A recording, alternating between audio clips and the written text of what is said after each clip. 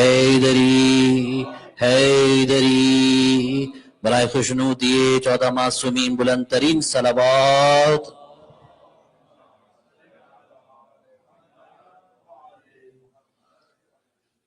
اعوذ باللہ من الشیطان اللعین الرجیم، بسم اللہ الرحمن الرحیم۔ الحمد للہ رب العالمین بارئ الخلائق اجمعین، والصلاة والسلام علی جمیع الانبیاء والمرسلین، سیما من سمی فی الآفاق بأحمد وفی الارض بأبی القاسم محمد۔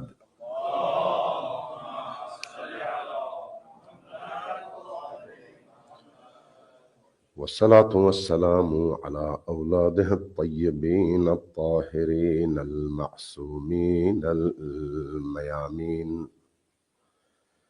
واللعنة الدائمة على أعدائهم أجمعين من يوم عداوتهم إلى قيام يوم الدين.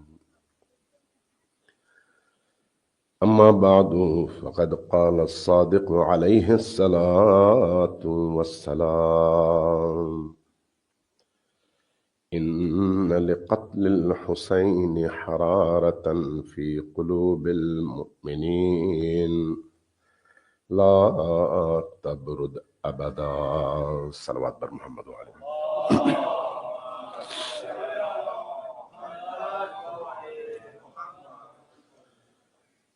انشاءاللہ اصل مجلس تو کل سے شروع ہوگی، چونکہ آج استقبالی مجلس ہے، اس لیے محرم کے استقبال کے حوالے سے اپنے ذہنوں کو آمادہ کرنے کے لیے آج رات کچھ مطالب میں آپ کی خدمت میں عرض کروں گا، اور اس کے بعد انشاءاللہ برادر بزرگوار جناب علامہ سبطین حسنی صاحب، اللہ ان کو صحت اور تندرستی عطا فرمائے، وہ انشاءاللہ تعالیٰ ان اگلی 10 راتوں میں آپ کو فیض تک پہنچائیں گے، فیض یاب فرمائیں گے۔ آج مقدمتاً کچھ باتیں آپ کی خدمت میں عرض کروں گا۔ صلوات بھیجیے بر محمد و آل محمد۔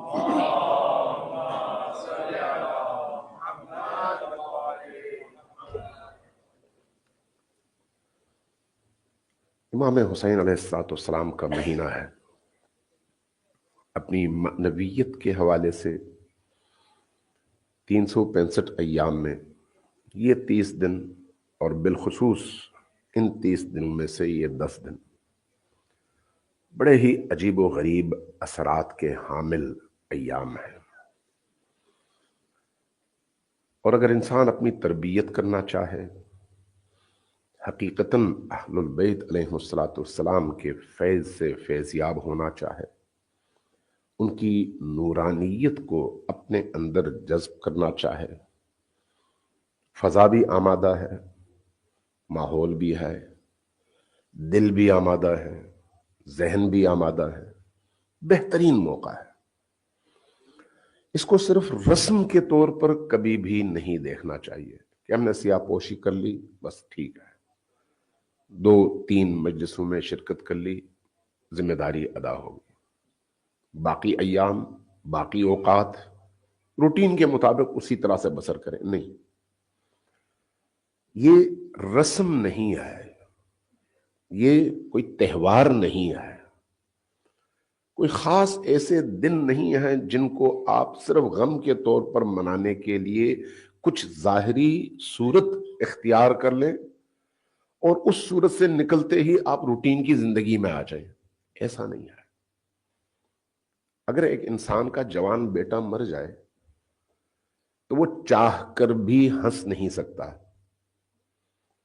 اگر ماں کی لاش سامنے پڑی ہوئی ہو تو وہ چاہے بھی تو اس کے لبوں سے، اس کے منہ سے، اس کے وجود سے خوشی کے آثار کبھی بھی آپ نہیں دیکھ پائیں گے، وہ خوش ہو نہیں سکتا، اس لیے کہ وہ کوئی رسم نہیں نبھا رہا، وہ ایک حقیقت سے گزر رہا ہے، ایک ایسی حقیقت جس کا تعلق اس کی روح سے ہے، اس کی فکر سے ہے، اور وہی کیفیت اس کے تمام خانوادے کی ہوتی ہے۔ کربلا اور محرم اس کیفیت کا نام ہے۔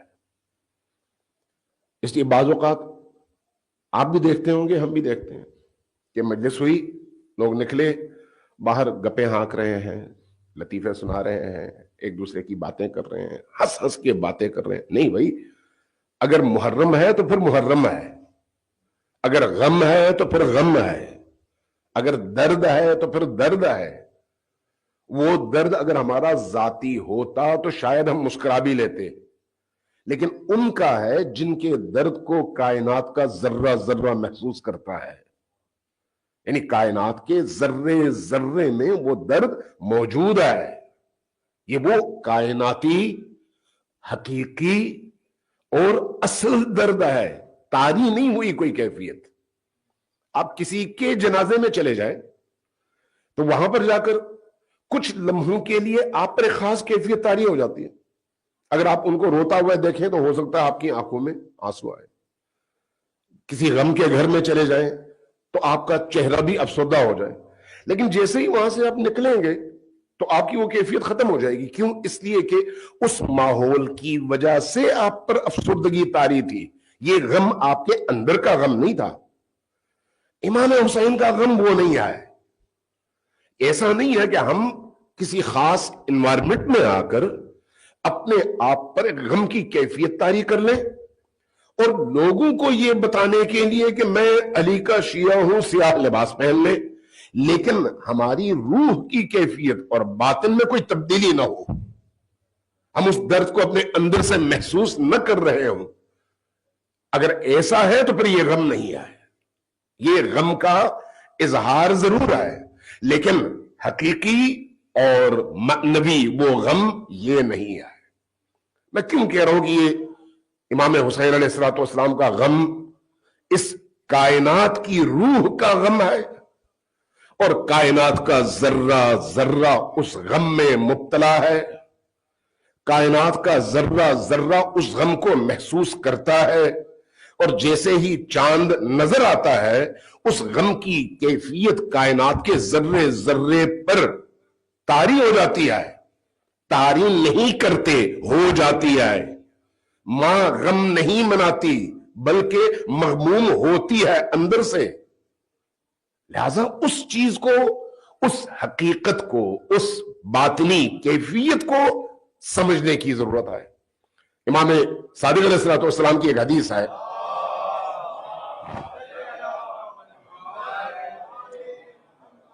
فرمایا کہ جب ماہ محرم کا چاند نظر آتا ہے تو ایک فرشتہ امام حسین علیہ السلام کا کرتا لے کر آسمانوں میں، زمینوں میں، کائنات میں چکر لگاتا ہے اور بتاتا ہے کہ اس ہستی کی غم کے ایام، اس ہستی کے درد، تکلیف کے ایام اور رونے کے ایام شروع ہو چکے ہیں۔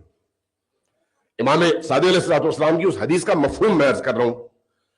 فرمایا کہ اس کیفیت کو وہی محسوس کر سکتے ہیں جن کا دل زندہ ہو، اس لیے ہم اس غم کو محسوس کرتے ہیں، اور جو ہمارے چاہنے والے اور جن کے دلوں میں ہمارا درد ہوتا ہے وہ اس غم کو محسوس کرتے ہیں۔ یہی وجہ ہے کہ جن کے دلوں میں مودت اہل البیت موجود ہے وہ پھر اس چاند کے نظر آ کر واپس ڈوبنے تک، آخر ماہ تک کبھی بھی وہ ان کے لبوں پر مسکراہٹ نہیں آتی، کبھی وہ پھر ہنستے نہیں ہیں، کبھی وہ پھر خوشی کا اظہار نہیں کرتے، خوشیاں نہیں مناتے، ٹھٹھے نہیں لگاتے۔ ہر وہ شخص جن کا دل یا جس کا دل اہل البیت سے جڑا ہوا اس پر یہ کیفیت طاری ہوتی ہے، اور یہ وعید، یہ وعدہ امام صادق علیہ السلام کا ہے۔ صلوات دیجیے بر محمد و آل محمد۔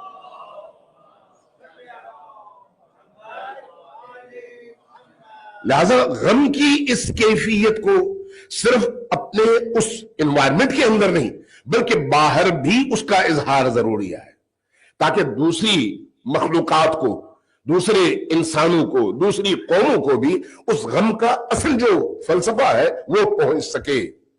मैं दो चीजें इस हवाले से बयान करूं, उसके बाद आगे बढ़ूंगा। पहली बात यह है कि इस आलम को गम क्यों होता है? इसलिए कि इस आलम का एक मानवी ताल्लुक अहलुल बैत अलैहिस्सलाम से है।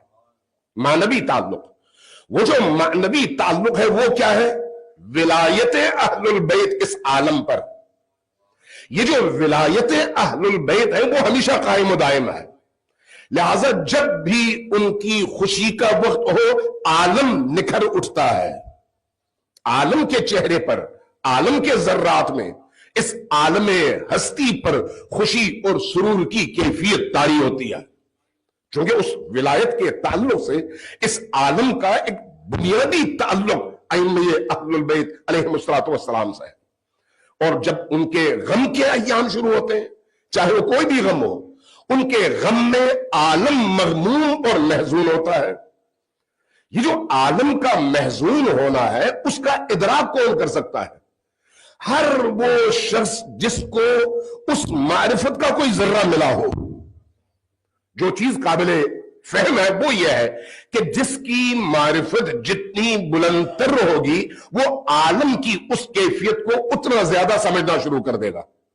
जिसकी मारिफत उस हवाले से कम से कम से कम से कम होगी, उसका इदराक भी उसी हवाले से कम से कम से कम से कम होता चला जाएगा। एक ही घर है, एक मां है, एक बच्चा। मां का शोहर यानी घर का बाप उठ गया है, बच्चा 4 साल का है, जनाजा हो रहा है, सब रो रहे हैं, बच्चे पर कोई असर नहीं है, वो अपने खिलौनों से खेल रहा है। क्यों? इसलिए कि उसके अंदर वो इदराक अभी नहीं है, उसकी सतह नीचे है। लेकिन उसकी निस्बत एक 12 साल का बच्चा, उसका इदराक, उसकी फिक्री सतह, उसकी समझबूझ चूंकि ज्यादा है, इसलिए वो उस गम को महसूस करता है और कुछ देर रोता है, कुछ देर चुप रहता है, कुछ देर किसी काम में मगन होता है, फिर आता है, फिर उस कैफियत को देखता है, रोना शुरू कर देता है। लेकिन वो जो बेवा खातून है वो सिर्फ उस दिन नहीं रोती, बल्कि एक अरसे तक रोती रहती है। क्यों? इसलिए कि उसको मालूम है कि शोहर के बिछड़ जाने और सर से साये के उठने का असर क्या होता है इंसान पर। इन 3 अफराद में गम की इन कैफियतों के फर्क की वजह क्या है?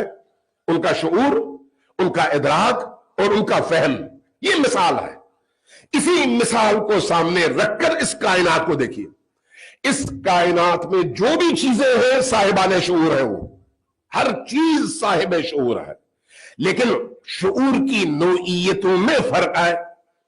इंसान के शऊर का लेवल और है और बाकी मखलूकात के शऊर का लेवल और है। शऊर सब में है, हत्ता जमादात में है, हत्ता नबातात में है, हत्ता पत्थरों में है, हत्ता जमीन के जर्रे जर्रे में है। इसलिए कुरान करीम में 5 जगह वाज़ेह तौर पर, एक जगह ज़िम्नी तौर पर युसब्बिहु और सब्बाह के जरिए से इस आलम में मौजूद हर उस चीज के जिक्र और तस्बीह को अल्लाह ने बयान किया है जिस पर चीज होने का इतला होता है। ये चीज है, चाहे वो रूह वाली चीज हो, चाहे वो बगैर रूह की चीज हो, चाहे वो जी शऊर चीज हो या बेशऊर चीज हो, चाहे वो अक्लानियत की हामिल हो या अक्ल से आरी हो। सब्बाह लिल्लाही के बाद मां फिस समावात कहकर सबको शामिल किया, मन फिस समावात कहकर कुछ खास तबकात को शामिल किया। मैं उस तशरीह में नहीं जाता, आज की रात उसके लिए नहीं है और टाइम बहुत ज्यादा लग जाएगा। सिर्फ मैं समझाना चाह रहा हूं कि उस कैफियत का इदराक जरूरी है कि क्यों कायनात का जर्रा जर्रा हुसैन इब्ने अली के गम में मगमूम होता है। इसलिए कि उसका एक विलाई ताल्लुक हुसैन इब्ने अली के साथ है। जब वो ताल्लुक है तो जब तक ताल्लुक है उसका गम भी मौजूद है, लेकिन उस गम की नौइयत और है। हो सकता है इंसान के गम की नौइयत और हो और हैवान के गम की नौइयत और हो, नबातात के गम की नौइयत और हो, फरिश्तों के गम की नौइयत और हो, लेकिन गम में सब मुब्तला है। اب انسان کو اللہ نے یہ شعور دے کر دنیا میں بھیج کر اس کے سامنے حقائق رکھ کر اس کو دعوت دی ہے کہ تم اپنے ارادے کے ساتھ ان خوشیوں میں خوشی اور اس غم میں غم مناؤ، تاکہ یہ خوشی بھی تمہیں حسین تک پہنچا سکے اور وہ غم بھی تمہیں حسین سے متصل کر سکے۔ صلوات بھیجیے بر محمد و آل محمد۔ تھوڑا تھوڑا آگے آئیے صلوات پڑھتے ہوئے تاکہ پیچھے سے آنے والوں کو جگہ مل سکے۔ صلوات بھیجیے بر محمد و آل محمد۔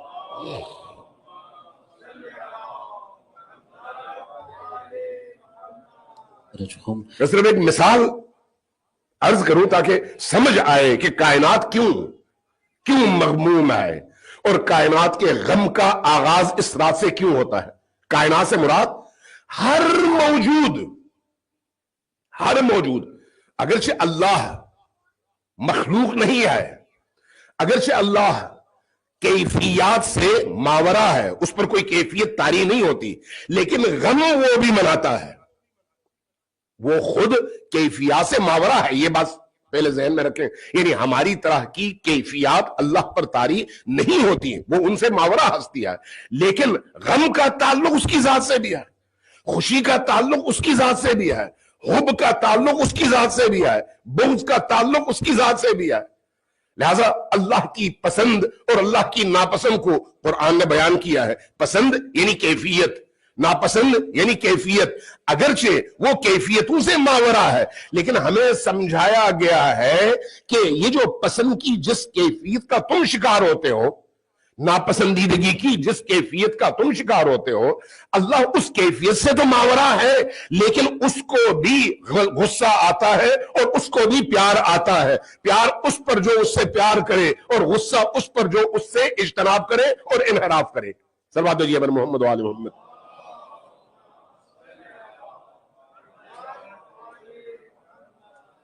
اب اس مقدمے کو سامنے رکھتے ہوئے علامہ طباطبائی کا آپ نے نام سنا ہے، صاحب تفسیر المیزان۔ تفسیر المیزان آج کے دور میں وہ تفسیر ہے جس کے پائے کی تفسیر اب تک تاریخ اسلام میں لکھی نہیں گئی، ایسی تفسیر ہے۔ شیعہ سنی بڑے بڑے علماء نے اس کا اعتراف کیا ہے، حتیٰ شہید آیت اللہ استاد مطہری کا کہنا یہ ہے کہ تفسیر المیزان کو سمجھنے کے لیے 100 سال بعد والی نسل چاہیے، اتنی عمیق، اتنی گہری تفسیر ہے۔ مصنف کون ہے؟ علامہ محمد حسین طباطبائی۔ علامہ محمد حسین طباطبائی کون ہے؟ ایک بہت عظیم فیلسوف، بہت عظیم عقلانی علوم کے ماہر، بہت سارے علوم کے ماہر، میں اس تفصیل میں نہیں جاتا۔ ان کی فقاہت بھی اپنے معراج پر تھی، لیکن بقول آیت اللہ العظمی مرحوم آیت اللہ خوئی کے فرمایا کہ محمد حسین طباطبائی نے اپنی فقاہت اور مرجعیت کو قرآن پر قربان کر دیا۔ کیوں؟ تفسیر قرآن لکھ کر، چونکہ حوزات علمیہ کا یہ ایک المیہ ہے، علمیہ کا المیہ، کہ جب تفسیر قرآن کی طرف آتے ہیں تو سمجھتے ہیں یہ کوئی چھوٹا کام ہے، فقاہت کی طرف جاتے ہیں تو سمجھتے ہیں وہ کوئی بڑا کام ہے۔ لہذا سب کی خواہش یہ ہوتی ہے کہ فقاہت کی طرف جائیں، تفسیر قرآن کی طرف فارغ اوقات میں دیکھیں، لیکن علامہ طباطبائی نے آ کر اس تھیوری کو، اس نظریے کو اور اس مزاج کو بدل دیا، یہ کہہ کر کہ قرآن ہی اس دنیا میں سب سے بڑے علم کا مرکز اور ماخذ ہے، اور اگر اس کی طرف توجہ نہیں ہے تو کوئی چیز اس کے پائے کی ہے ہی نہیں۔ لہذا انہوں نے تفسیر قرآن پر کام کیا۔ ہمارے ایک استاد تھے، استاد وجدانی، مرحوم ہو گئے، وہ خود شاگرد تھے علامہ طباطبائی کے۔ جب ہم قم گئے تو ابھی کچھ ہی عرصہ پہلے آیت اللہ العظمی علامہ طباطبائی کا انتقال ہو گیا تھا۔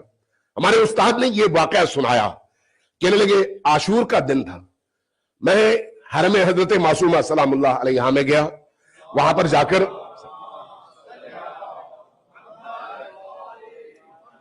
صلوات اونچی آواز سے پڑھیں بر محمد و آل محمد۔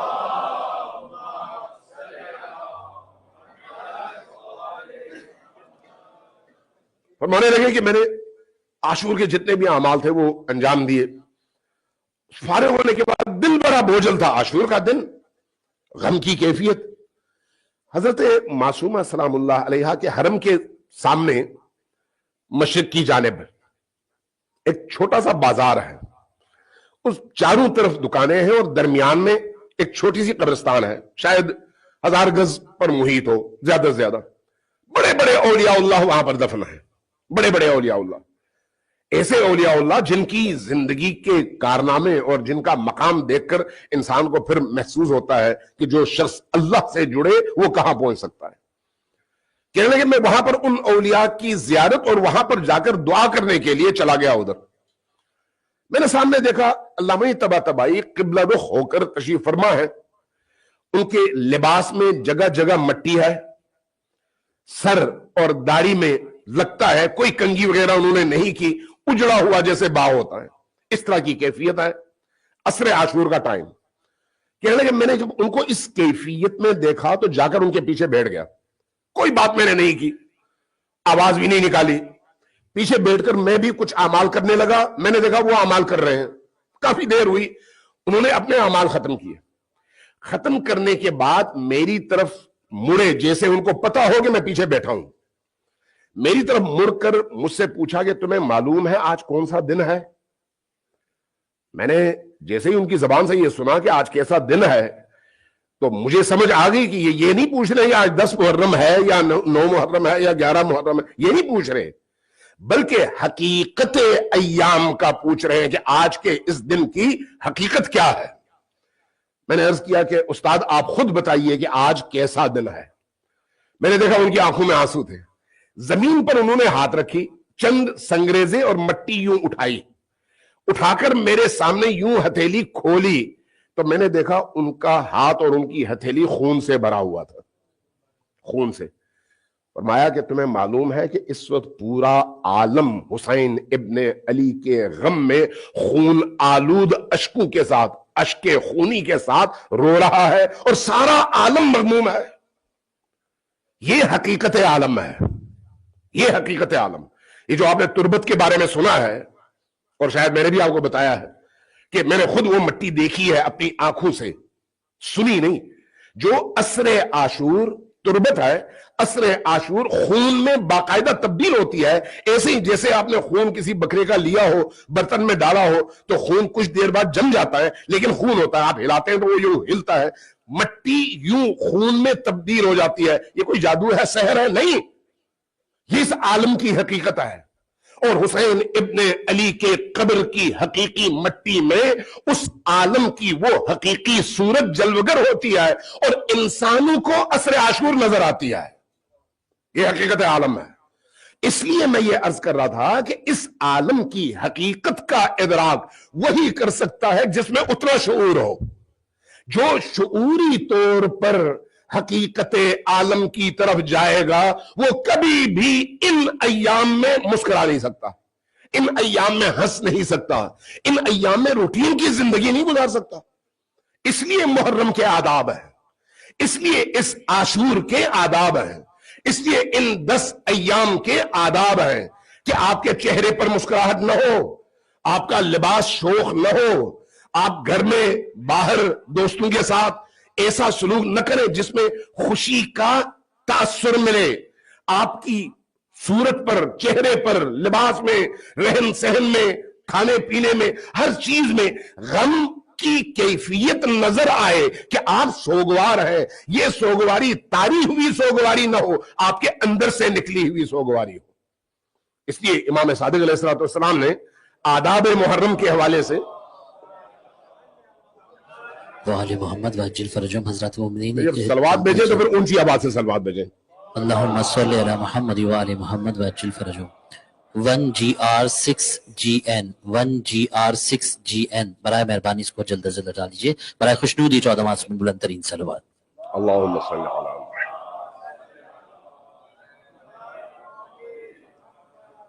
कि इमाम ने फरमाया कि जब मुहर्रम का चांद नजर आता है तो हमारे घरों में बच्चे तक, छोटे छोटे बच्चों तक, जिनको हम अपने घरों में बेशऊर समझते हैं, लेकिन अहलुल बैत कहते हैं कि हमारे बच्चों तक के लबों से मुस्कुराहट गायब हो जाती है।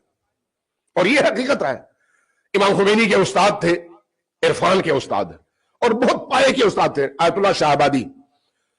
ان کے بیٹے نے یہ تذکرہ کیا اپنے والد کے حوالے سے، اور آیت اللہ ملکی جواد تبریزی کے گھر کے حوالے سے بھی، چونکہ وہ بہت بڑے عارف تھے، ان کے حوالے سے بھی یہ بات کتابوں میں لکھی ہوئی ہے کہ جب محرم کا چاند نظر آتا تھا تو ان کے بچے کھانا نہیں کھاتے تھے، زور دیتے کھاؤ، ان سے کھایا نہیں جاتا تھا، کسی نے ان کو بتایا نہیں تھا، لیکن پاکیزہ خوراک اور پاکیزہ ماحول کی وجہ سے جب روح کی پرورش ہوتی ہے تو وہ روح نورانی ہوتی ہے، اور جو روح نورانی ہو وہ حسین ابن علی کے نور کا جلوہ ہے، اور اس جلوے میں ادھر غم ہے تو ادھر غم ہے، ادھر خوشی ہے تو ادھر خوشی ہے۔ صلوات بھیجیے بر محمد و آل محمد۔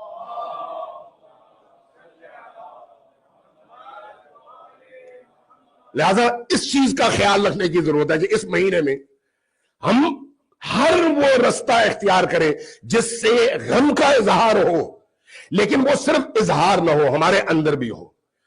اس کا ایک اور ادب زیارت عاشورہ کی تلاوت ہے، تبسل کی تلاوت ہے، دعائے تبسل کی۔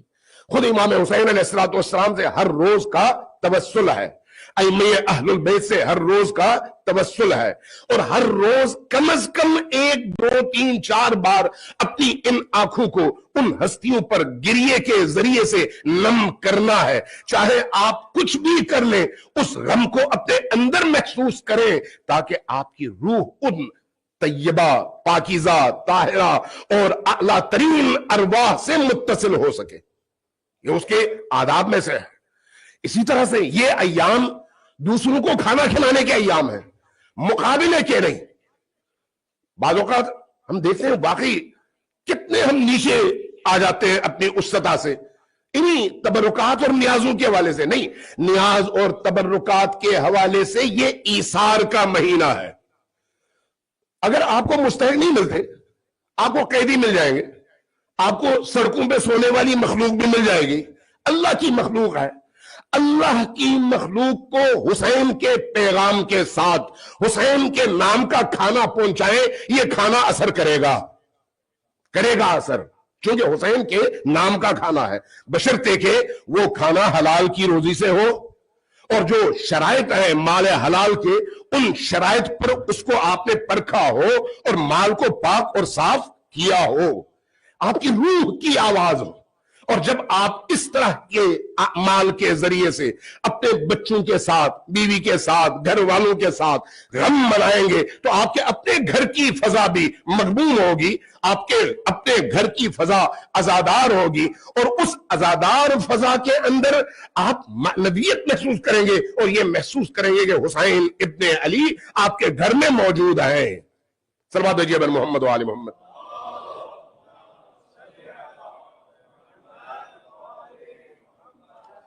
حسین ابن علی علیہ السلام آسمان والوں سے زمین والوں کو جوڑنے کا ذریعہ ہے، آسمانیوں سے زمینیوں کو جوڑنے کا ذریعہ ہے۔ حسین ابن علی کی یاد اور غم صرف ماضی کے ایک واقعے پر اشک انڈیلنا اور رونا نہیں آئے۔ ایسا نہیں ہے کہ 1400 سال پہلے ایک واقعہ ہوا اور ہم اس کو یاد کر کے روتے ہیں، نہیں، یہ واقعہ آج کا ہے، اس لیے کہ اس کائنات کی حقیقت ہے۔ باطن کائنات میں کربلا زندہ ہے، اسی طرح جس طرح سے برزخ زندہ ہے۔ برزخ ہے یا نہیں؟ ہماری آنکھوں کو نظر نہیں آتا، آنکھ بند ہوگی تو اس کے بعد اصل آنکھ کھلے گی، جب اصل آنکھ کھلے گی تو ہم اس عالم کو دیکھیں گے۔ کربلا اسی طرح سے زندہ ہے اور اس کا اثر بھی زندہ ہے، چونکہ کربلا زندہ ہے، اس کا اثر زندہ ہے، اس لیے ان ایام میں کربلا کی اس اصل زندگی کو اپنے اندر منتقل کرنے کی ضرورت ہے۔ اس لیے یہ کربلا کی یاد مردہ انسانوں کو زندہ کرنے کا سبب ہے۔ اس لیے کربلا کی یہ یاد، یہ عزاداری، یہ ماتم، یہ حسین کا ذکر، یہ سینہ زنی، یہ اپنے لباس اور اپنے ظاہری وضاقتہ سے غم کے اظہار کے ایام، پا بڑھنا، نکلنا، اپنے چہرے پر، اپنے लिबास पर मिट्टी लगाकर अपने आप को मगमूम जाहिर करके, सोगवार जाहिर करके निकलना है, ये उसके जाहिरी आसार है। लेकिन इन्हीं जाहिरी आसार के साथ अगर उसकी रूह भी इन्हीं आसार को वहां से कैच कर सके, ले सके, कबूल कर सके, अपने वजूद में जज्ब कर सके, तो ये 10 अय्याम उसकी पूरी जिंदगी को चेंज करने के लिए काफी है। इसलिए करबला के ये अय्याम, ये आजादारी खुद अपने अंदर जिंदगी रखती है। जब इसके अंदर जिंदगी है तो जो इसमें दाखिल होगा उसको भी जिंदगी मिलेगी। जिंदगी सांसों के चलने का नाम नहीं है, जिंदगी नब्ज के चलने का नाम नहीं है। अस्पतालों में हजारों ऐसे लोग हैं जिनकी नब्जें चल रही हैं लेकिन मेडिकली वो डेड हैं, मरे हुए। हमारे मुआशरे के अंदर करोड़ों ऐसे लोग हैं जो चलते फिरते तो हैं, उनका बदन चलता है, रूह मुर्दा है, फिक्र मुर्दा है, सोच मुर्दा है, बातिन मुर्दा है। उस मुर्दा इंसान के अंदर अगर कोई चीज जिंदगी की रमक पैदा कर सकती है और उसको हकीकी जिंदगी से आशना करके उसको उस असल जिंदगी की लज्जतों के करीब लेकर जा सकती है, तो वो यही करबला के अय्याम और गम है जिसका ताल्लुक हुसैन इब्न अली से है। सल्लल्लाहु अलैहि बर मोहम्मद वाले मोहम्मद।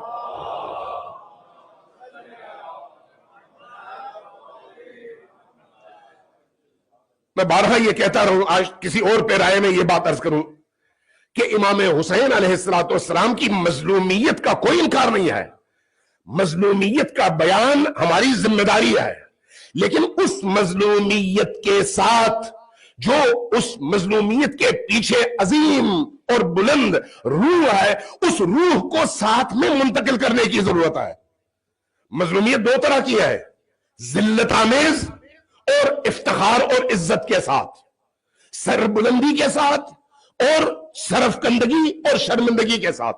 हमारे आम तौर पर खुतबा सिर्फ आंसू बटोरने के लिए वो कैफियत बयान करते हैं जिसमें जिल्लत वाला पहलू ज्यादा हावी होता है, जबकि अहलुल बैत वो है जिनका नारा ही हैहात मिन्नत जिल्ला है। जिल्लत उनके करीब फटक भी नहीं सकती, जबकि हमारे खुतबा इस अंदाज में बयान करने की कोशिश करते हैं जिससे लोग ज्यादा रोए और लोगों के रोने और उनके आंसू की कीमत पर उन हस्तियों को सातवें आसमान से जमीन पर ले आते हैं और ये सोचे समझे बगैर कि हमने उन हस्तियों की तौहीन किया है, उनके मकाम की तौहीन किया है। इसलिए उनकी अजमतों को जरूर सामने रखें। उसी मजलूमियत के अंदर रहते हुए उन्होंने जिस अजमत, जिस बुलंदी और जिस वकार का मुजाहरा किया है, उन्हीं मजलूमियतों में रहते हुए उन्होंने जिस तरह से इंसानी जमीरों को झंझोड़ा है, क्योंकि ये वो हस्तियां हैं जिनके जिम्मे दीन की हिफाजत है। दीन की हिफाजत यानी दीन को जिंदा रखना अब किसी नबी ने नहीं आना, अब किसी रसूल ने नहीं आना, अब किसी इलाही किताब में नाजिल नहीं होना। जब ऐसा है तो फिर इस दीन की हिफाजत कौन करेगा? वो जिनको अल्लाह ने इमामत के मनसब के साथ इस दुनिया में इसी दीन को मैनेज रखने और इंसानी काफिले को अल्लाह से जोड़े रखने के लिए भेजा है। लिहाजा ये मुहाफिजान दीन है और मुहाफिजान दीन ने जहां जहां जिस जिस तरह से उस जमाने के तकाजे थे उसके मुताबिक दीन की हिफाजत भी की और अल्लाह की तरफ से जो उनके जिम्मेदारियां थी उनको अदा भी किया और अपने शरफ, इज्जत, वकार, सरबुलंदी, गैरत, हमीयत और अपनी शुजाअत का इजहार भी किया और जिल्लत और पस्ती की तरफ कहीं पर भी नहीं आए, कहीं पर भी नहीं। लिहाजा जब हम अहलुल बैत का तज़किरा करते हैं तो उनके इस पहलू को हमेशा सामने रखना चाहिए। आप जरा गौर कीजिए, एक रिवायत में अर्ज कर देता हूं, हदीस कुदसी है, सल्लल्लाहु अलैहि मोहम्मद वाले मोहम्मद।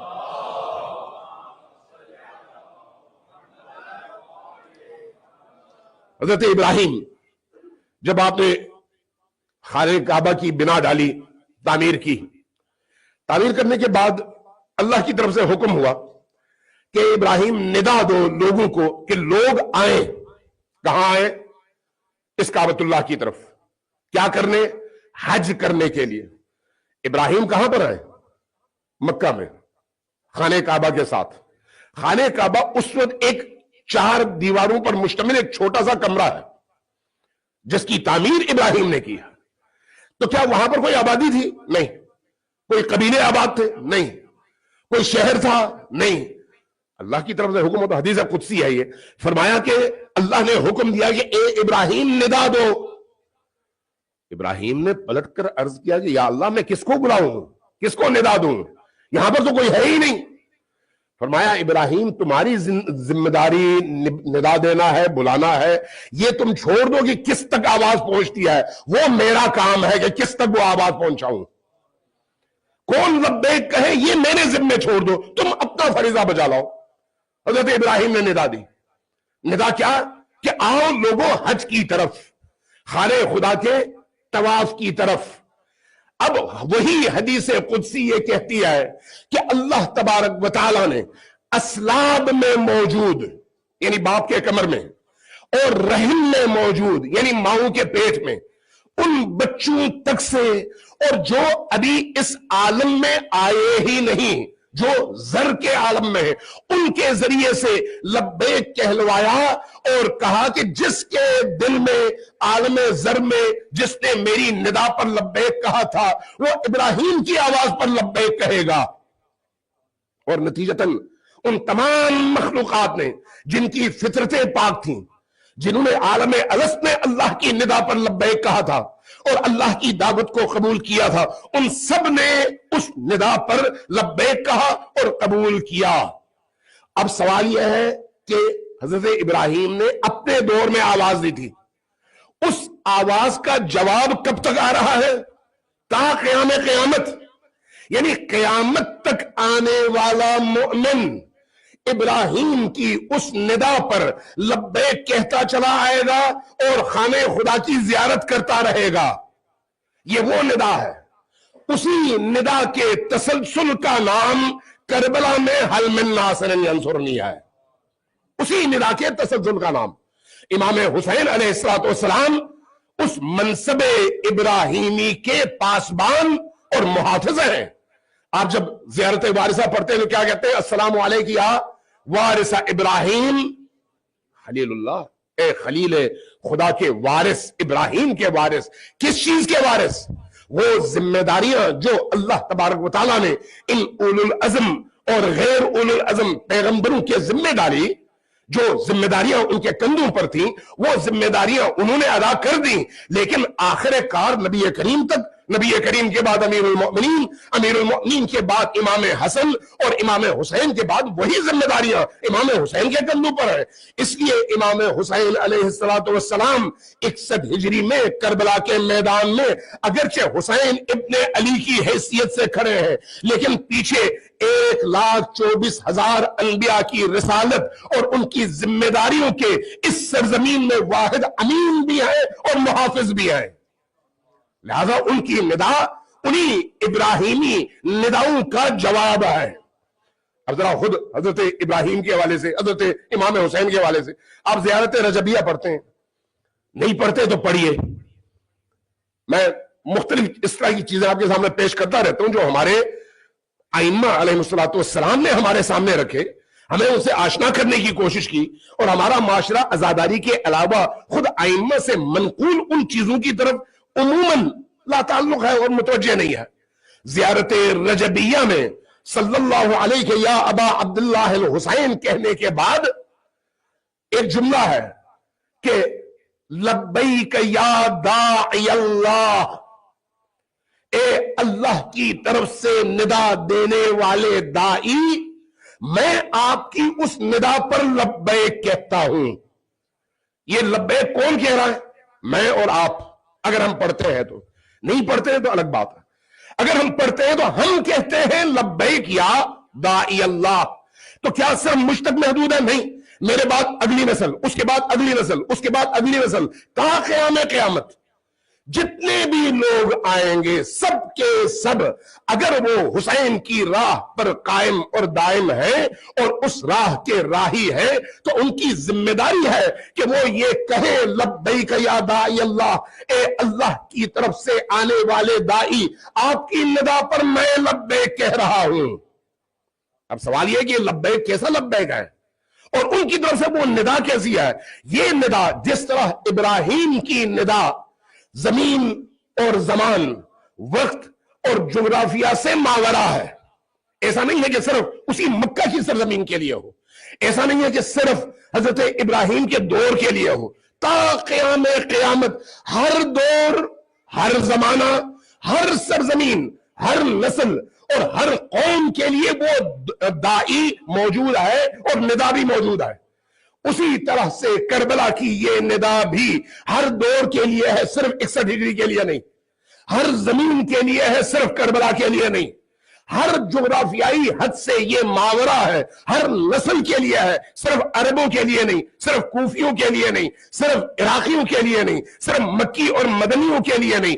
جہاں تک یہ ندا پہنچتی ہے اور جہاں جہاں نور اہل البیت پہنچا ہے، جہاں جہاں ائمہ کی تعلیمات پہنچی ہیں، جس جس زمانے میں پہنچی ہے، جس جس قوم تک پہنچی ہے، سب کے سب اس ندا کے مخاطب بھی ہیں اور اس ندا پر لبیک کہنے کے ذمہ دار بھی ہیں. صلوات بھیجیے بر محمد و آل محمد.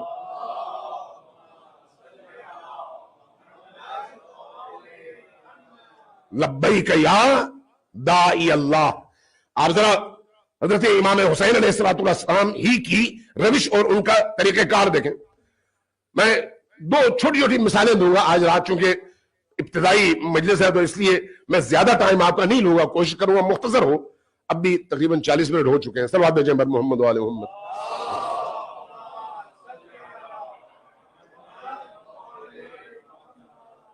ذرا غور کیجئے، دو مثالیں دیتا ہوں. امام حسین علیہ السلام شب عاشور تمام اپنے اصحاب کو جمع کرتے ہیں. میں ان واقعات کی طرف نہیں جاتا، ایک نکتہ صرف عرض کرنا چاہ رہا ہوں اسی موضوع سے متعلق تاکہ ہمارا ذہن کھل جائے. ذرا ہم سوچیں. امام حسین تمام اصحاب کو جمع کرتے ہیں. جمع کرنے کے بعد فرماتے ہیں کہ میں جس میدان میں کھڑا ہوں یہاں پر دشمن کو مجھ سے بیعت چاہیے، تم لوگوں سے نہیں. تم لوگ میرے ساتھ تھے، تمہارا شکریہ. تم نے میرے ساتھ وفاداری کی، تمہارا شکریہ. تم نے میری بیعت کی، تمہارا شکریہ. اب چونکہ دشمن کو صرف میری ضرورت ہے، تم لوگوں کی نہیں، اس لیے میں تمہیں اجازت دیتا ہوں. تم لوگ اٹھو، نکلو اور اپنے گھروں میں جاؤ، اپنے بچوں کے زندگی گزارو. اور یہ خوف نہ رکھنا کہ تم نے اپنے امام کو تنہا چھوڑ دیا. میں بیعت تم سے اٹھا رہا ہوں، تمہیں خود سے اجازت دے رہا ہوں. یہ نہیں کہہ رہا کہ تم چھوڑنا چاہو تو چھوڑو، رہنا چاہو تو رہو. نہیں، میں خود کہہ رہا ہوں کہ جاؤ. میں خود تمہیں حکم دے رہا ہوں، جاؤ. اصحاب حسین نے کیا کیا؟ انہوں نے کہا نہیں. پھر جو اس کی تفصیلات ہیں میں ان تفصیلات میں نہیں جاتا. کوئی فرد وہاں سے اٹھا نہیں. مجھے یہ بتائیے کہ اس رات کو امام حسین کو اصحاب کی ضرورت تھی یا نہیں تھی؟ مزید ساتھیوں کی ضرورت تھی یا نہیں تھی؟ امام حسین نے مختلف لوگوں کو خطوط لکھ کر بلایا تھا یا نہیں؟ ضرورت نہیں تھی تو بلایا کیوں تھا؟ بلایا تھا تو آخری رات میں ان سب کو یہ کیوں کہہ رہے ہیں کہ آپ جائیں، مجھے تمہاری ضرورت نہیں ہے؟ بہت سارے جو ایسے لوگ ہیں تاریخ میں جن کے گھروں میں جا کر امام حسین نے دستک دیا ہے کہ آؤ میرے ساتھ، وہ نہیں آئے تو امام نے بھی ان کو رد کر دیا. ٹھیک ہے، تمہاری قسمت، تم رہ گئے. اس رات میں صبح جامع شہادت نوش کرنی ہے، زندہ بچنے کی کوئی امید نہیں ہے. اگر اس لشکر میں، مختصر لشکر میں، کوئی ایسا فرد ہے جو یہ سوچ کر آیا تھا کہ امام حسین علیہ السلام یزید کو شکست دیں گے اور حکومت قائم کریں گے تو مجھے کچھ ملے گا، تو اب اس کی امیدوں پر بھی پانی پھر جانا چاہیے. اب آج کی رات سب کو یہ یقین ہونا چاہیے کہ یہی رات ہے جو زندگی اور موت کے درمیان فاصلہ ہے. یہ رات گزر جائے تو موت آنی ہے. ایک ایسی کیفیت میں حسین ابن علی اپنے ان تمام ساتھیوں کو مخاطب کر کے بیعت اٹھاتے ہیں اور ان سے کہتے ہیں تم جاؤ. ان میں سے کوئی بھی نہیں اٹھتا، جبکہ ضرورت سب سے زیادہ اس رات میں ہے. اب اس کے مقابلے میں عصر عاشور ذرا دیکھ لیں. عصر عاشور میں کیا ہوا؟ عصر عاشور میں آپ کے تمام جانثار شہید ہو چکے ہیں، تمام ساتھی شہید ہو چکے ہیں، تمام اصحاب اور اہل البیت کے جوان جامع شہادت نوش کر چکے ہیں، بچے جامع شہادت نوش کر چکے ہیں. हत्ता हजरत अली असगर भी जामे शहादत नोश कर चुके। इमाम हुसैन अकेले रह गए। उस अकेलेपन में हुसैन इब्ने अली अपनी चारों अतराफ की तरफ निगाह उठाते हैं, देखते हैं और ऊंची आवाज से पुकारते हैं, हल मिन नासिरिन यंसुरनी, क्या कोई है जो मेरी मदद करे। पिछली रात आप सबको कह रहे थे जाओ, और अब कह रहे कोई एक है तो आओ। क्यों? अगर आपको मदद की जरूरत है तो पिछली रात क्यों आप भगा रहे थे लोगों को, और अगर मदद की जरूरत नहीं थी तो इस वक्त क्यों आप पुकार रहे हैं। हमारे एक बड़े उस्ताद थे, इंतकाल हो गया उनका, उन्होंने बड़ा लतीफ नुक्ता बयान किया। कहा कि इमाम हुसैन ये चाहते थे कि दुनिया को बताएं कि आखिरी रात में उनके पास जो लश्कर था उनमें कोई खोटा नहीं था, और असरे आशूर जिस लश्कर के सामने आप खड़े थे उस लश्कर में और जहां तक हुसैन की आवाज पहुंची थी वहां तक कोई उनमें खरा इंसान नहीं था। एक मेयार कायम किया हुसैन इब्ने अली ने, पिछली रात वो कहकर और अगली रात ये कहकर। लेकिन ये बहरहाल एक नुक्ता है, जो असल रूह है वो क्या है। आप कुरान करीम से इसके शवाहिद ला सकते हैं। कुरान करीम में अल्लाह तबारक व तआला ने, ये आयत आप सबको याद है, इन तंसुरुल्लाह, अगर तुम अल्लाह की मदद करोगे। अल्लाह को मदद की जरूरत है नहीं, तो इन तंसुरुल्लाह का क्या मतलब है? अगर तुम अल्लाह की मदद करोगे, यंसुरकुम, अल्लाह भी तुम्हारी मदद करेगा। तो अल्लाह तो खुद तमाम चीजों का मालिक है, तमाम कुव्वतें उसके पास है। नहजुल बलागा में अमीरुल मोमिनीन के फरमान के मुताबिक लहू जुनूदुन फिस समावाति व फिल अर्ज, यानी इस कायनात में, इस पूरे आलम में अल्लाह के जुनूद ही जुनूद हैं, अल्लाह के फौजी ही फौजी हैं। उसको क्या जरूरत है ये कहने की कि इन तंसुरुल्लाह, तुम अगर मेरी मदद करोगे, यंसुरकुमुल्लाह, अल्लाह तुम्हारी मदद करेगा। उसको मदद की जरूरत नहीं है, वो तुम्हारा हाथ थामना चाहता है कि आओ मेरा हाथ पकड़ो ताकि मेरी मदद तुम्हें हासिल हो। वो तुम्हारी मदद करना चाहता है, तुमसे मदद नहीं मांग रहा। लेकिन बोलने का अंदाज रहमत का इजहार है, रहमत का इजहार। उसी तरह जिस तरह एक बच्चा जब अपने बाप के साथ बैठा होता है, ईद के अय्याम में बच्चे के पास बहुत सारे पैसे जमा होते हैं, वालिदैन ही के दिए हुए पैसे होते हैं, तो बाप कहता है बेटा इसमें से इतने पैसे मुझे दो। तो क्या बाप जरूरतमंद होता है, मांगता है? नहीं, बच्चे के अंदर वो रूह पैदा करना चाहता है कि बच्चा देना सीखे, लेना नहीं। बच्चा बड़ा बनना सीखे, छोटा नहीं। कुरान करीम में इसलिए एक जगह वमन यक़रिज़ु, आयत मेरे ज़हन से निकल गई, जो मफहूम है वो ये है कि वो कौन है जो अल्लाह को कर्ज देगा। जो अल्लाह को कर्ज देगा वो कौन है? अगर कोई है जो अल्लाह को कर्ज दे सके तो वो आए मैदान में। जब अल्लाह यहां पर कर्ज मांग रहा है अपने बंदू से, वमन युक़रिज़ुल्लाह कर्ज़न हसनन, कौन है जो अल्लाह को कर्ज हसना दे? अल्लाह को कर्ज हसना की जरूरत है? नहीं। अल्लाह किसी चीज का मोहताज है? नहीं। अल्लाह क्यों मांग रहा है? इसलिए कि जब इंसान देना सीखता है तो उसका बर्तन भर जाता है। जब इंसान देना सीखता है तो उसका ज़र्फ बढ़ जाता है, उसकी रूह बढ़ जाती है।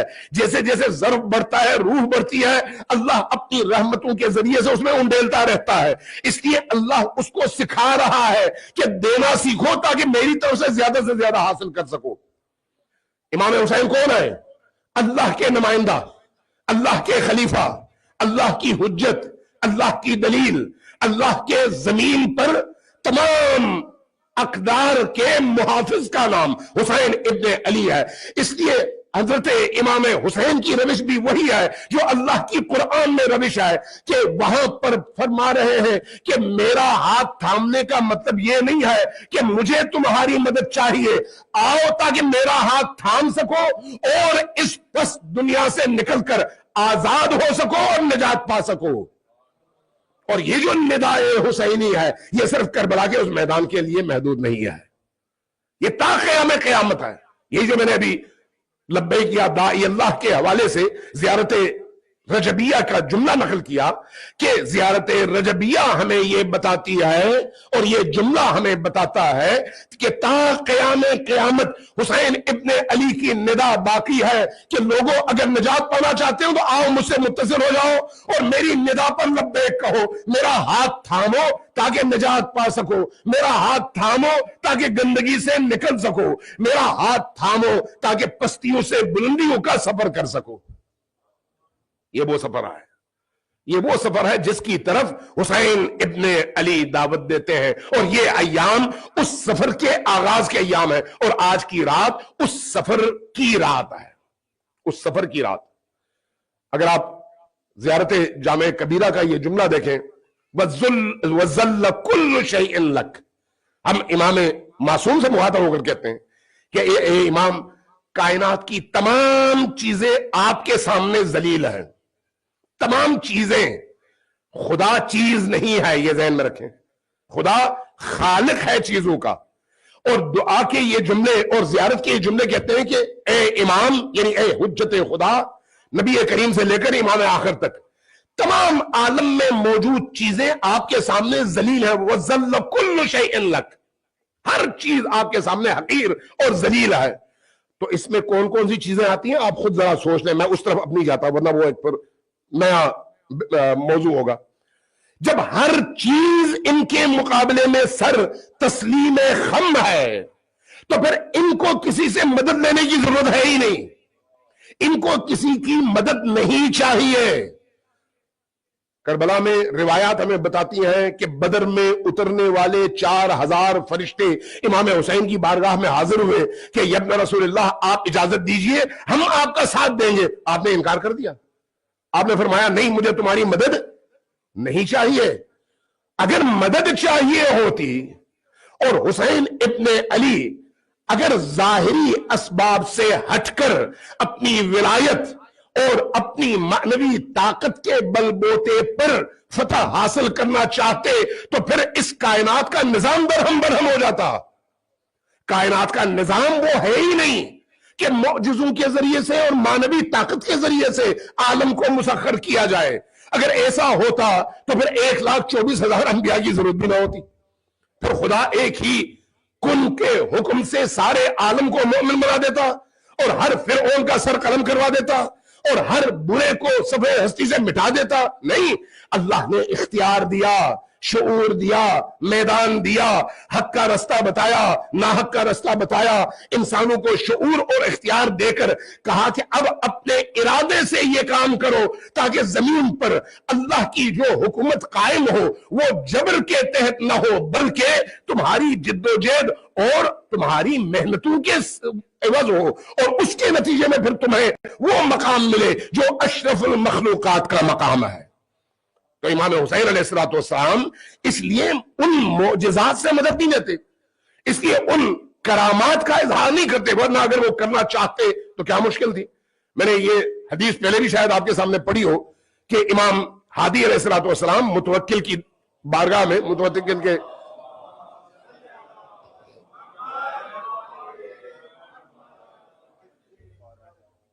امام ہادی اپنے زمانے میں زیر زمین نیٹ ورک کے حوالے سے بڑا وسیع کام تھا اور ایک بہت بڑی تعداد امام کے ساتھ کٹھی ہو گئی تھی۔ جدوجہد، تربیت، لوگوں کو شعور دلانا، باطل کے مقابلے میں انہیں متحد کرنا، انہیں طاقتور بنانا اور باطل کی ریشہ دبانیوں اور دین کے خلاف اقدامات کو توڑنا امام ہادی کا ایک کارنامہ ہے، جیسے باقی ائمہ تھے اور ان کے بعد کے ائمہ۔ امام ہادی کے اس پورے نیٹ ورک کے حوالے سے سنگن ہو گئی متوکل کو۔ متوکل بڑا پریشان، اس نے سوچا کہ امام ہادی کو میں اپنی طاقت دکھاؤں، اپنے سپہ سالار سے، چیف آف آرمی سے کہا کہ لشکر جمع کرو 90 لاکھ۔ روایت بتاتی ہے 90 لاکھ کا لشکر جمع کیا گیا، ایک بہت بڑا میدان سجایا گیا، سٹیج بنایا گیا، امام ہادی کو دعوت دی گئی۔ آپ جب آئے تو آپ کا ہاتھ پکڑ کر اس سٹیج کے اوپر لے جا کر کہا کہ اے सैयद बुजुर्गवार, क्योंकि एहतराम तो बज़ाहिर वो बहुत करता था, कहा कि यब्न रसूलल्लाह, ये जो लश्कर देख रहे हैं आप, ये मेरा लश्कर है, दमकी बेन सुतूर, ये मेरा लश्कर है, कोई मेरा कुछ नहीं बिगाड़ सकता। इमाम ने जब ये उसका लबो लहजा देखा तो मुस्कुराए, मुस्कुराकर फरमाया कि तुम्हें मैं अपना लश्कर दिखाऊं? कहा कि आपके पास भी कोई लश्कर है? कहा हां। तो कहा यहां पर? कहा हां। कहा दिखाइए। रिवायत कहती है, हदीस कहती है, इमाम ने सिर्फ एक इशारा किया, जैसे ही इशारा किया पर्दे हटे, और जब पर्दे हटे तो मुतवक्किल ने क्या देखा? जमीन और आसमान ऐसी मखलूकात से भरी हुई है, जमीनें आसमान सारा आलम, जिनके हाथों में तीर है, तरकश में तीर है और कमान में तीर है, और उनका रुख मुतवक्किल की तरफ है, जहां तक निगाह पड़ती है तीर ही तीर और कमानदार और फरिश्ते मौजूद हैं जो हमले के लिए बिल्कुल तैयार है। गिर गया, बेहोश हो गया, उसको उठाया गया, होश में लाया गया। आपने फरमाया देखो मुतवक्किल, तुम अपना काम करते रहो, हमें अपना काम करने दो, ये तुम्हारे लिए नहीं है। अगर हम चाहते तो हमारे हाथ बंधे हुए नहीं थे, हमने जिस अंदाज में काम करना है वो वही है जो सुन्नते इलाहिया में शामिल है। और सुन्नत इलाहिया यह है कि आपने लोगों के शऊर में इजाफा करके, मोजिज़ों के जरिए से नहीं, लोगों को इस काबिल बनाकर लोगों के जरिए से मुआशरे में तब्दीली लानी है, और फिक्रों और अमल को बदलना है, और हक को मजबूत और बातिल को कमजोर करना है। सलवात दीजिए बर मोहम्मद व आले मोहम्मद।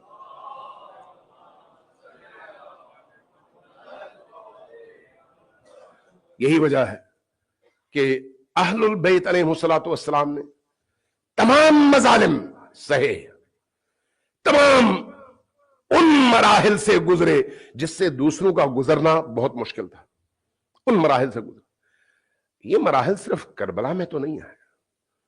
अगर इमाम हुसैन अलैहिस्सलातु वस्सलाम ने करबला में इतनी अजीम कुर्बानियां दी, तो ये कुर्बानियां उनके घर से उससे पहले शुरू हो चुकी थी। कहां से? बीबी दो आलम सैयदे कायनात हजरत फातिमतुज़ ज़हरा सलामुल्लाह अलैहा।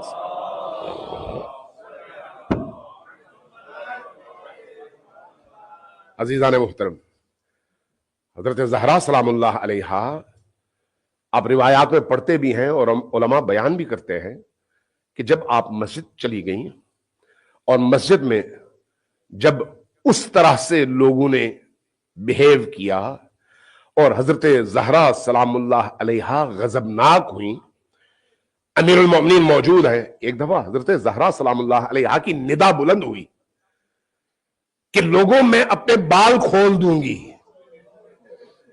जरा सोचिए, निदा आई कि ए बिनते रसूल, अगर आप ऐसा करें तो जमीन पलट जाएगी, आसमान जमीन पर टूट पड़ेगा, तूफान आ जाएगा, कयामत आ जाएगी।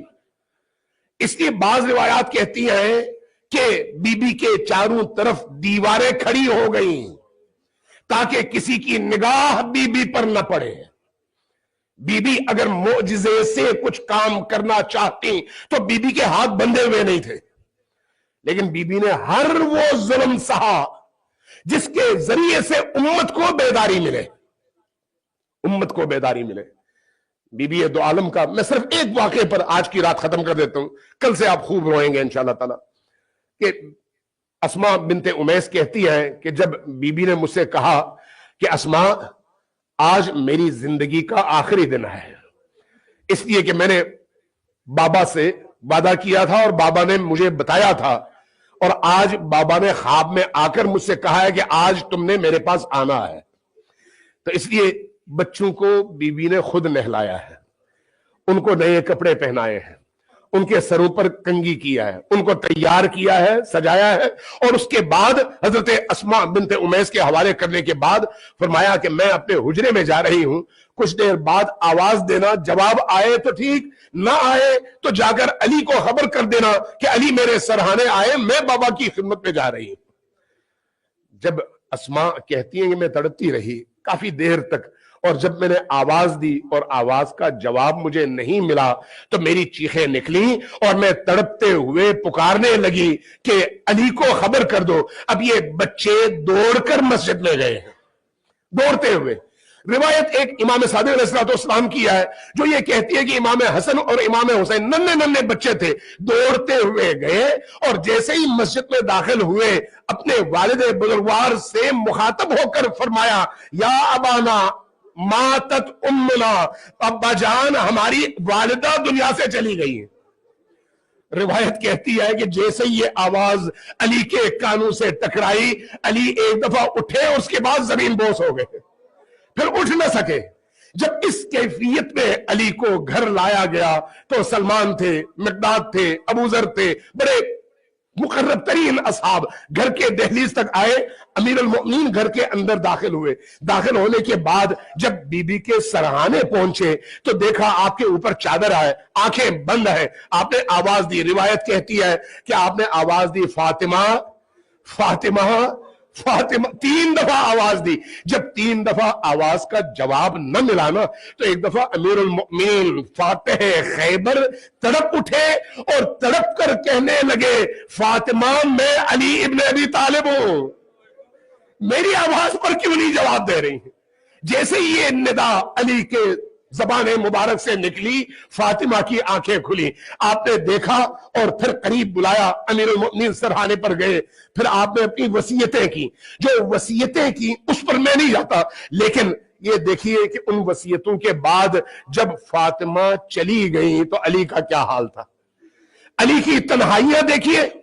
علی نے اس بی بی کے تن مقدس کو غسل دینا شروع کیا اور اسماء کہتی ہے کہ میں پانی ڈال رہی تھی اور علی غسل دے رہے تھے، لیکن غسل دینے سے پہلے ان بچوں کو علی نے ایک نصیحت کی تھی کہ بچوں رو لیکن اونچی آواز سے نہ رونا، اپنی آواز دھیمی رکھو تاکہ کسی کو پتہ نہ چلے کہ اس گھر میں بی بی کا انتقال ہو گیا ہے، بی بی شہید ہو گئی ہے.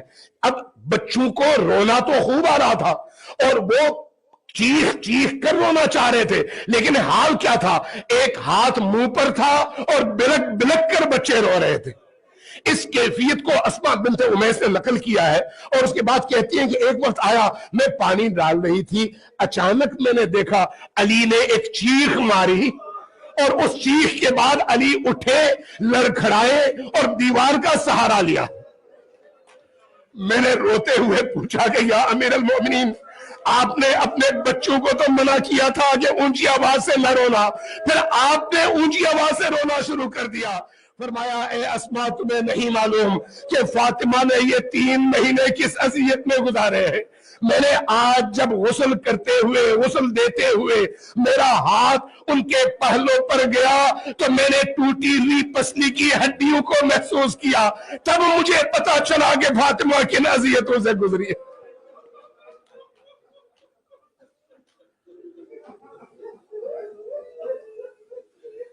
انا للہ و انا الیہ راجعون وسيعلم الذين ظلموا اي منقلب ينقلبون.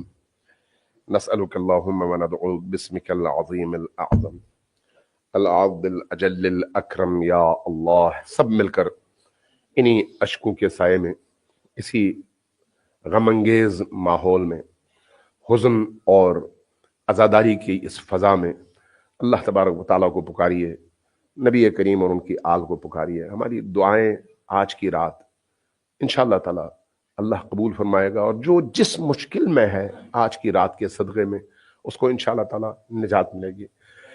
سب اونچی آواز سے 10 بار پکاریے بک یا اللہ یا اللہ یا اللہ یا اللہ یا اللہ یا اللہ یا اللہ یا اللہ یا اللہ یا اللہ یا رحمان یا رحیم یا مقلب القلوب ثبت قلوبنا علی دینک. خدایا ہماری اس قلیل عزاداری کو اپنی عظیم بارگاہ میں شرف قبولیت عطا فرما. بار الہ ہمارے قلوب کو پاکیزگی عطا فرما. بار الہ ہمارے تمام اعضاء و جوارح کو نورانی فرما. بار الہ ہمیں توبہ کی توفیق عطا فرما. بار الہ ہمارے مردہ دلوں کو زندگی عطا فرما. بار الہ حسین کا عشق، حسین کی مودت، حسین کی محبت اور حسین کا غم ہمیں عطا فرما. بارہا ہمیں حسین کے غم کے سائے میں جینا اور اسی سائے میں موت کو قبول کرنا نصیب فرما. بارہا جب تک ہم زندہ ہیں حسین کے سائے میں جینا نصیب فرما. بارہا حسین کے لشکر میں ہمیں بھی شامل فرما. بارہا حسین کے فرزند کے لشکر میں ہمیں قبول فرما. بارہا حسین کے اس عظیم منتظر فرزند کو ہم سے راضی فرما. بارہا اس فرزند حسین کے ظہور میں تاجیل فرما. بارہا آج کے اس حق اور باطل کے معرکے میں اہل حق کو، حسینیوں کو اور فرزندان حسین کو جہاں جہاں وہ اہل باطل کے خلاف صف آرا ہیں فتح و نصرت عطا فرما. بارہا عزاداری سید الشہداء کو ہماری نجات کا ذریعہ قرار دے. بارہا عزاداری سید الشہداء کو ہماری معرفت اہل البیت کا ذریعہ قرار دے. بارہا عزاداری سید الشہداء کو ہماری معنویت اور ہماری حیات کا ذریعہ قرار دے. بارہا عزاداری سید الشہداء کو مکتب کی سربلندی کا ذریعہ قرار دے. بارہا جو لوگ حاجت مند ہیں ان کی حاجات کو پورا فرما. جو لوگ بے اولاد ہیں ان کو اولاد صالح عطا فرما. جن کے گھروں میں بیمار ہیں انہیں شفائے عاجل و کامل نصیب فرما. بارہا بہت سارے ایسے لوگ ہیں جو یہاں پر مختلف مشکلات کا شکار ہیں. کچھ کے قانونی مسائل ہیں، کچھ کے گھریلو مسائل ہیں. خدایا ہر مبتلا شخص کی اس مشکل کو آج کی اس رات کے صدقے میں دور فرما. بارہا سب کی حاجات کو قبول فرما. جن جن عزیزوں نے دعا کی درخواست کی ہے ان سب کی دعاؤں کو مستجاب فرما. ہم سب کے جتنے بھی مرحومین دنیا سے گزر چکے ہیں، جن جن مرحومین نے اس سال ہمارے سامنے دم توڑا ہے، پچھلے سال ان ایام میں وہ ہمارے ساتھ تھے، ان تمام مرحومین کو شہداء کربلا کے ساتھ محشور فرما. ان کی برزخ کی زندگیوں میں آسانی نصیب فرما. ان کی مشکلات کو دور فرما. ان کے گناہوں اور خطاؤں سے درگزر فرما. خدایا ہمیں موت سے پہلے توبہ کی توفیق عطا فرما. ہمارے دلوں کو توبہ کے ذریعے سے زندگی عطا فرما. بالا موت کے موقع پر چاہے آج آئے یا کل، خدایا موت کے موقع پر علی کا دیدار نصیب فرما. بالا قبر کی تاریکیوں میں علی اور آل علی کی شفاعت نصیب فرما. برزخ کی ان مشکلات میں علی کا سایہ نصیب فرما. بالا عالم محشر کی ان مشکلات میں بی بی دو عالم کا سایہ اور ان کی شفاعت ہم سب کو نصیب فرما. علماء اعلام، مراجع اعظام، رہبر عالم اسلام سب کی توفیقات خیر میں اضافہ فرما. ان کی زندگی میں برکت عطا فرما. ہمیں اپنے زمانے کے مجاہد صفت، ہیروز، علماء، لیڈرز اور اپنے قومی ان نمائندوں کا ہمیشہ ساتھ دینے کی توفیق عطا فرما. اللہ ہمارے ان مراکز کو دن دگنی رات چگنی ترقی عطا فرما. اس سینٹر کو رات چگنی دن دگنی ترقی عطا فرما. بالا جو لوگ آج تک خدمت کرتے رہے ان کی خدمات کو قبول فرما. جو لوگ اس وقت خدمت کر رہے ہیں ان کی توفیقات خیر میں مزید اضافہ فرما. بالا اس معاشرے کے اندر ہمیں اپنے بچوں، اپنی آل و اولاد، اپنے مستقبل کی تعمیر کے حوالے سے جو جو رکاوٹیں درپیش ہیں ان رکاوٹوں کو اس محرم کے صدقے میں عبور کرنے اور ہمیں ان کے مقابلے میں اپنے آپ کو مضبوط کرنے اور اپنے ادارے بنانے کی توفیق عطا فرما.